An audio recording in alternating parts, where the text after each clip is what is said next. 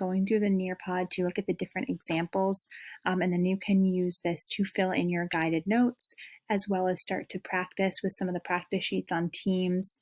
And irony is going to be a big part of our short story that we read this week, which is Lamb to the Slaughter. And the code for this will also be under files at the top of Teams for you to follow along. All right, so just clicking through. So irony itself is a literary device. So it's what authors use to make use of the unexpected in order to create humor, suspense, or tension. So on your note sheet, this first line could be put for the definition of irony, that it's a literary device that is making use of the unexpected to create humor, suspense, or tension. We're going to talk about 3 different types of irony. Situational, verbal, and dramatic. And while each type achieves this in their own way, the overall goal of all types of irony are to create that mismatch that's between expectations and reality.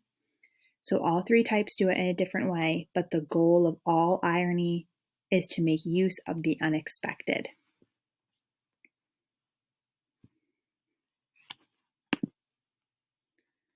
So on your Nearpod, if you're doing the student pace, you can go on and watch this song that talks about irony, very catchy. It'll stick in your mind, stick in your memories.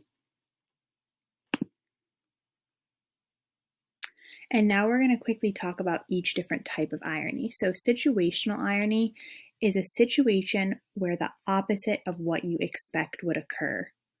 So situational is a situation when the opposite of what you expect occurs.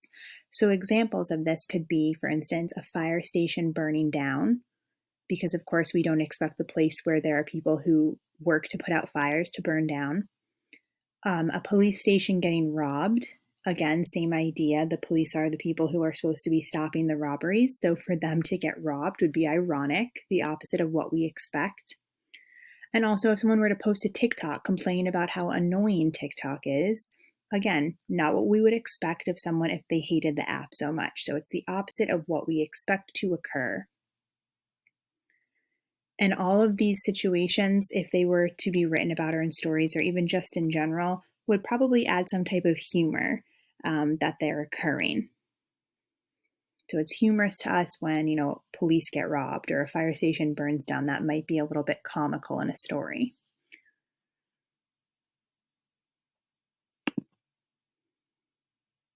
Then we have dramatic irony, which is seen a lot in literature and also a lot in movies too. So this is when the audience is aware of something that the characters in the story are not aware of. So when we know something when we're reading or watching that the characters do not know. So for example, in a scary movie, when that character is going into the basement or the dark house, even though we know it's the villain hiding in there, they think it's empty. That's what adds that drama and that suspense. They're going into it thinking that it's empty, but we know that there's somebody in there, that there's a ghost or a bad guy or whoever it may be. That's what adds that suspense for us is, what's going to happen? Are they going to pop out? We know, but the characters do not.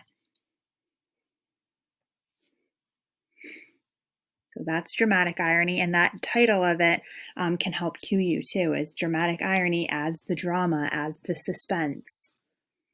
In the movie Jaws or in any movie where there's a shark, we know the shark's there. We see, images of it swimming around or the cutting to the fins or whatever it may be, the creepy music. And we know it's there, but usually the character doesn't. And the last one we're going to talk about is verbal irony. Verbal irony is when a speaker is saying one thing, but they actually mean the other. So verbal, again, like the title, will cue you in. This needs to be speaking. It needs to be dialogue. So it's only going to be verbal irony if someone's saying something, but meaning the other.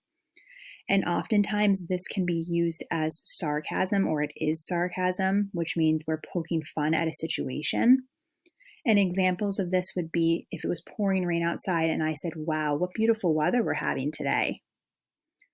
Or if you were to die in a video game, die in Among Us, and I would say, guess today's my lucky day. I'm saying one thing, but I'm meaning the opposite.